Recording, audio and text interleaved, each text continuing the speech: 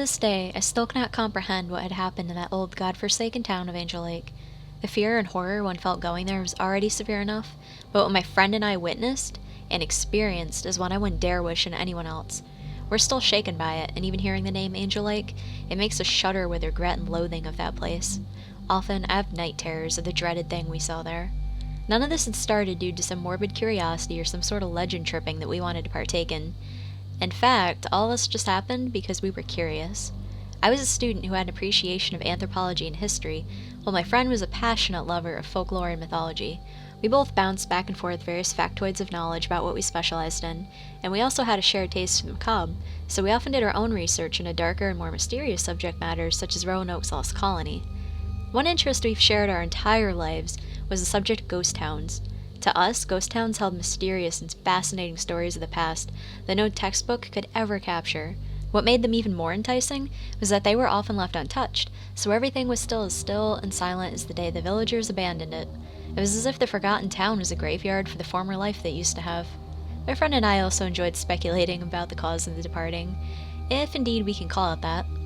Sometimes we've read that there is little to no evidence as to why a town is utterly abandoned. There are always obvious logical explanations: shortage of crops, famine, drought, rebellion, or sometimes just the desire to move on.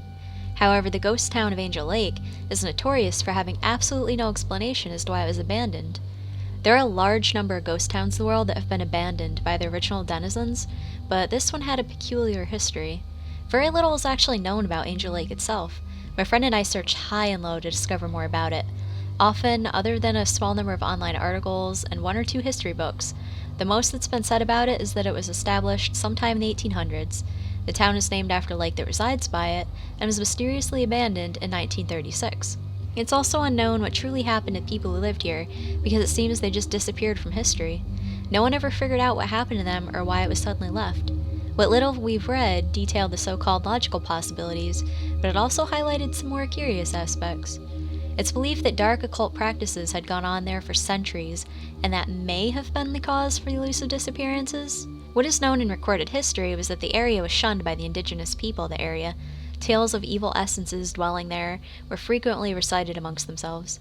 Spanish explorers who visited the region also briefly wrote accounts of strange and frightening happenings in the area, so much so that they ended up calling the place El Lago de los Diablos, the Lake of Devils, due to the strange and sometimes horrifying occurrences that had happened. They never truly described what had happened that led them to leave it, though. The Spaniards found it so frightening that they quickly abandoned the place for hundreds of years, until it was renamed Angel Lake by English-speaking settlers who learned of the name and changed it due to offending their religious views. Legend has it that numerous witches' Sabbaths happened near the area of Angel Lake, and that it ultimately led to the people being kidnapped and flown away into the night by gargoyles and winged devils.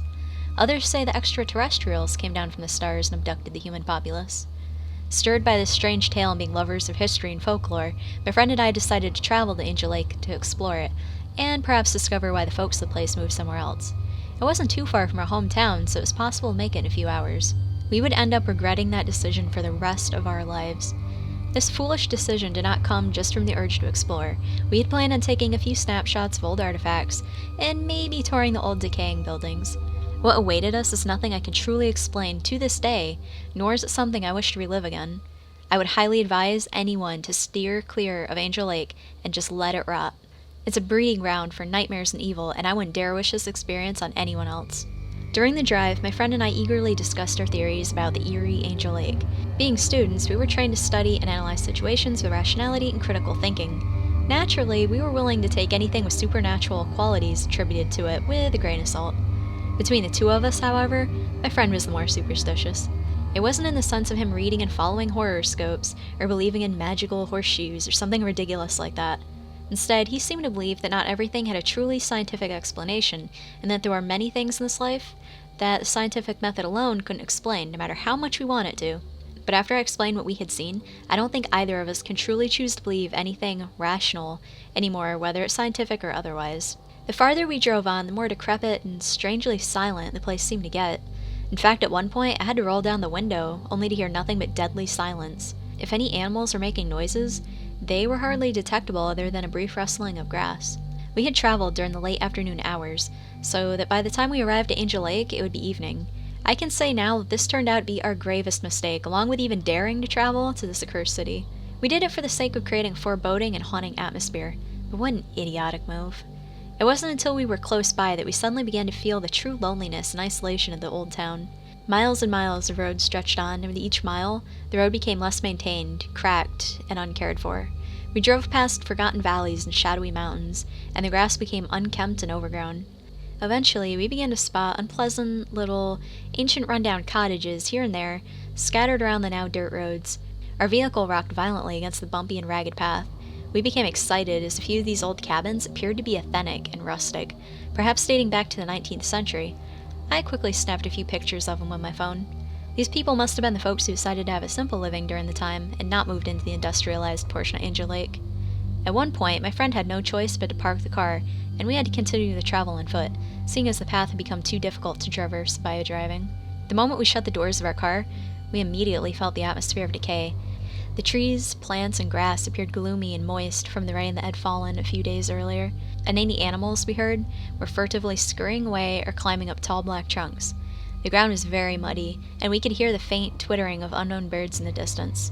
Finally, our eyes landed on a small, dark town located at the end of this virgin forest. Originally, I'd thought we'd be thrilled to explore an age-old town and investigate what happened to it, but for some reason both my friend and I were hesitant to step inside. As outlandish as this sounds, we sort of felt an unwanted presence emanating from it. The more we gazed at it, the more we felt afraid.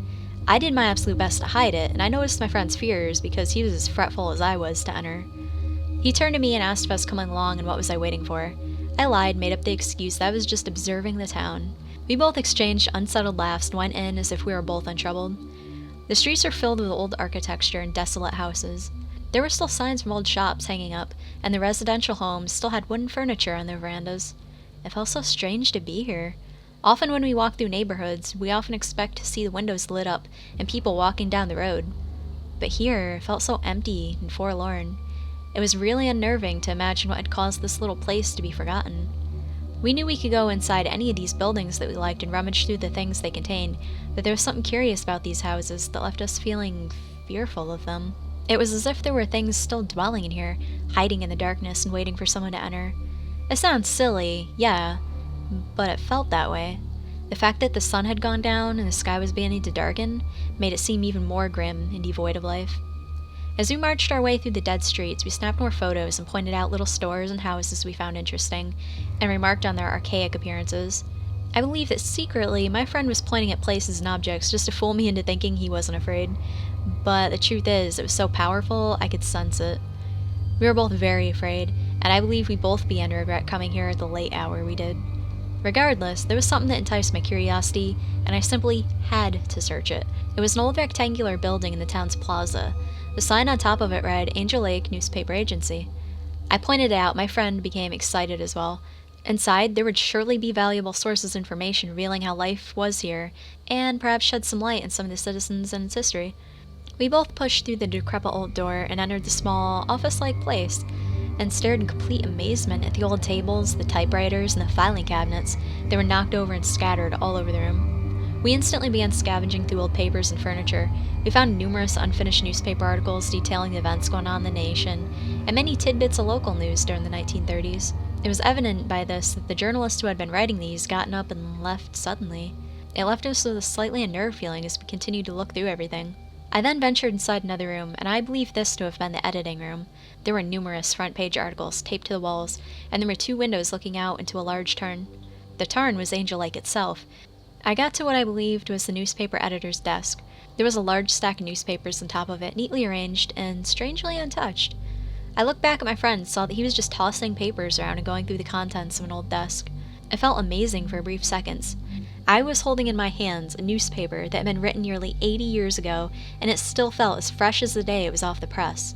I read the headline, the year being 1936, according to the paper's date, and I felt a pang of fear churn inside of me. It read, Strange fog spotted middle of Angel Lake. As soon as I finished reading those words, my eyes shifted over to the large lake at the window. As I studied it for a moment, the water appeared more shadowy and more still than any other lake I've ever seen in my life. I had a sort of haunting quietude to it. I then turned my attention back to the paper once again and began to read. On October 11th, an unexplained fog was spotted growing in the middle part of Angel Lake. People say it seemed to have come from nowhere, and witnesses who live nearby claim to hear strange and frightening noises coming from the lake itself. Unexplainable lights seem to radiate from the core of the fog that is building in the water. Local law enforcement and fishermen have attempted to go out and see what the source of this mist is, but they claim that there seems to be a horrible odor emanating from it that prevents them from getting any closer. They will attempt to explore it at a later date in which they hope that the terrible scent has subsided. This story had me captivated. As I looked down to read more of the newspapers, I realized there were more articles of this event. Each article was dated only days after the one I just read, and I quickly snapped them up in chronological order. I was both excited and unsettled by what I just read. The next article said the following. On October 19th, the fog has nearly covered all the lake and has reached the shore, and even extended into the neighboring woodlands. People are beginning to fear that it will enter the town itself. It seems that way, as it is not receding at all, but instead growing thicker. Citizens are complaining to the mayor and other elected officials that the awful scent has begun to disrupt their daily lives. Furthermore, people continue to claim that this bizarre, multicolored strobe light effect flashing inside the mists are making them feel unnervous. In the late hours of the night, they claim to hear discordant, hellish noises coming from the direction from where the fog is approaching. A public announcement has been made that people should remain indoors until the fog is dispatched. I'm not normally one to get superstitious or frightened by things like this, especially since I know that this easily could have been a case of yellow journalism. But what made me begin to get afraid were the circumstances surrounding the old ghost town. It had become abandoned, and everything was dropped as if something sudden had happened. But what if it wasn't abandoned? What if something truly horrific had happened here? As these thoughts filled my mind, I suddenly looked down at the newspaper I was holding and noticed my hand quivering slightly. I didn't even notice that at first, and I quickly put it down and picked up the next newspaper. This one was dated November 5th. The fog has still not disappeared since it was first spotted on October 19th. The city government is still uncertain what it is and how to get rid of it. The fog has now reached Angel Lake and has begun to crawl its way into the streets. Denizens are beginning to disappear under mysterious circumstances. People are claiming that a few of their loved ones have gone outside to stare at the mist and, as if under some sort of hypnosis, went into the foggy depths and never come out. The last thing they'd hear would be their loved one let out a horrible shriek of terror, and then no trace be left of them. The bodies of cattle, birds, and various other assorted animals are discovered dead near the deadly mist. Plants and trees are also beginning to decompose, wither away, and die when the fog approaches them. It is unsure what will be done at this time. At this point, my friend entered the editor's office, and I immediately cried out and dropped the newspaper as he called out to me. He noticed my alarming expression and demeanor and asked me what the matter was. Trembling, I picked up the newspapers I was holding and read them out loud to him. When I looked back up at him, he was just as pale and terrified as I was. I could see the fear in his eyes, and he too appeared stricken with dread. I saw him nervously make his way over to the window, press both palms against the window pane, and stare into the lake. I joined him there at the other window. I noticed that the trees and plants around Angel Lake appeared dead, grotesque and lifeless. It was then that I realized that that was giving this strange town such a haunted feeling. Everything appeared barren and without life. The lake itself appeared like a lonesome, cold abyss. The more I peered at it, the more I envisioned unspeakably abominable things hidden beneath it. Was there any validity to these newspaper pieces? Or was it just an elaborate hoax? They appeared so authentic, though. It just didn't make any sense. I went back to the desk and picked up the next newspaper. Strangely, this newspaper appeared to be the last one that was fully completed. I read it aloud to my friend who had rejoined me at the desk, only now he appeared more colorless and nauseated than before. This last article was dated November 14th. The infernal mist has begun to overtake Angel Lake. The authorities have promptly begun evacuations of the town. The fog, although of unknown origin, has been considered dangerous by town officials. Crops have become deformed and unedible. Animals have also grown deformed, dying as their flesh rots away. People of Angel Lake seemingly fall under some sort of inexplicable trance that lures them into the deadly fog, and they do not return. It is uncertain where they go, or if they're even alive anymore. The foul odor that has been speculated to come from the mist itself has become completely unbearable. The fate of our town will be left unknown. I placed that nerve-shattering article back on the table and arranged the newspapers the way I found them, and perhaps the way they had been for decades. I suppose I did it out of respect for the original inhabitant who had done it that way. My friend and I exchanged very nervous glances at each other. Suddenly, this once scholarly and anthropological journal had turned into an ominous and weird mystery. It left us both vexed, and with far more questions than answers. I felt myself grinding my teeth in nervousness. My thoughts were muddled with perplexing accounts of what I just read. My folklorist friend turned back to the window to gaze out into the hellish lake again, while I began to scan the room for more evidence as to what happened to the ghost town. As I was searching through the desks and ground, my eyes suddenly landed on an old typewriter in the corner of the room. It piqued my interest because it seemed to have a half-finished piece of manuscript of sorts wedged in its platen. Not wanting to touch it due to me desiring to leave everything as authentic as possible, I stood over the device and read the hardly legible text smeared on it. To my surprise and horror, it seemed to be a sort of note hastily written by some unknown typist. It wasn't formally typed to be in the newspaper. I began to read it, and after this, I truly began to feel the overwhelming presence of pure horror. The damned fog is not just vapor, it's a living thing. It's not just taking people, it's eating them. The toxic fumes are killing the flora and the fauna. It has some sort of devilish power. It's overtaking Angel Lake. I leave this note here to warn anyone who is foolish enough to come here. If you're reading this, get out of Angel Lake now. You absolutely need to. If you wish to stay another moment, may God have mercy on... And that's all that was written on the sheet before it abruptly stopped. I stood there, quaking like a miserable coward, the words on the paper. I felt the slightest noise make me jump at that point, and I was intoxicated with dread. Then there came the horrid shriek of my friend who was still looking out at that terrible lake. The moment I heard his scream, I stood there frozen, with paralyzing fear. I had never felt such a horrible coldness stop every part of my body.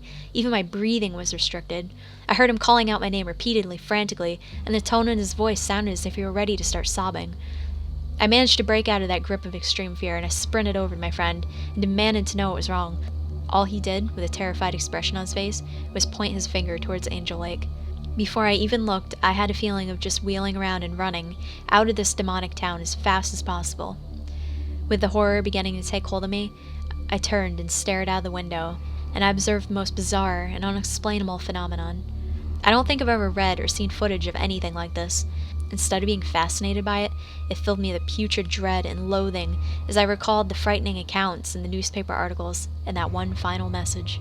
It appeared like a milky white fog that was beginning to swirl over the tarn's water, but it moved unlike any sort of mist I'd ever seen. It seemed to slither like a giant snake, as if searching for something. But what gave this fog most terrible and bizarre quality was the eerie shifting colors flashing vehemently inside of it. It was like a multicolored lightning shining furiously inside a storm cloud. The fog seemed to be crawling towards a shoreline at a rapid pace, as if it were intentionally doing it. I just stared at it, mindlessly and wide-eyed. I couldn't figure out if I was too fascinated or petrified to move. All I remember was my friend screaming something at me, and I instinctively whirled around and ran along with him, tripping over what I formerly thought were treasures of this old town. I kicked aside furniture and forcefully shoved open doors. As we ran outside, nightfall had already arrived, but what added even more fear to this already horrible situation was that in the air there was this noxious, vomit-inducing odor that I had never smelled before. The scent was enough to make me cough and gasp, and my eyes were watering. I covered my face in my sleeve, but even that wasn't enough to block out that grotesque scent. Behind us, the strange strobe lights began to flash intensely and somewhat menacingly, as if it had located us and it had a purpose to catch up with us. This encouraged my friend and I to sprint even faster, and it was near the exit of Angel Lake that we began to hear the strange, guttural moaning and nerve-wracking screeching that erupted from behind. They sounded like howls, but were unlike anything from this earth. The sounds were enough to drive anyone mad if they listened to it long enough.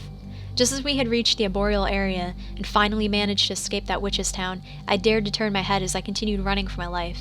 It was there that I spotted supernatural fog swallowing the entire town, every building, from the smallest to the most lofty. I saw the nightmarish vortex of colors twisting and wreathing inside of it, and for one terrifying brief second, I thought I saw a horrible, twisted, distorted, giant face in the fog as if it had belonged to some sort of enormous, humanoid beast gazing at us with bulgy, unearthly eyes. Once my friend and I reached his car, we sped out of there, paying no mind to the speed limits. We drove out of there, grave and quiet from our ghoulish experience in the town. We were so disturbed from that experience that we never truly did speak at Angel Lake again. Whenever a common fog rolls in, I find myself growing very afraid. I'm not sure if I'm afraid because it reminds me of that mist from that devilish lake, or because I feel that the one coming in will behave the same way. At night, as I lay there with my mind filled with horrible thoughts, I wonder if the people who had inhabited Angel Lake had indeed escaped from that monstrous fog, or if it had simply eaten them, as that mysterious message in the typewriter had said. No one has ever come forward to claim that they lived in Angel Lake, not even for an interview. No one has ever claimed any lineage from there either. It makes me nervously consider the possibility that perhaps the people had indeed disappeared within that fog, and they hadn't just fled. The thought fills me with terror and paranoia. I know I will never live that experience down. I can only hope that no one ever dares disturb that horrible fog of Angel Lake ever again.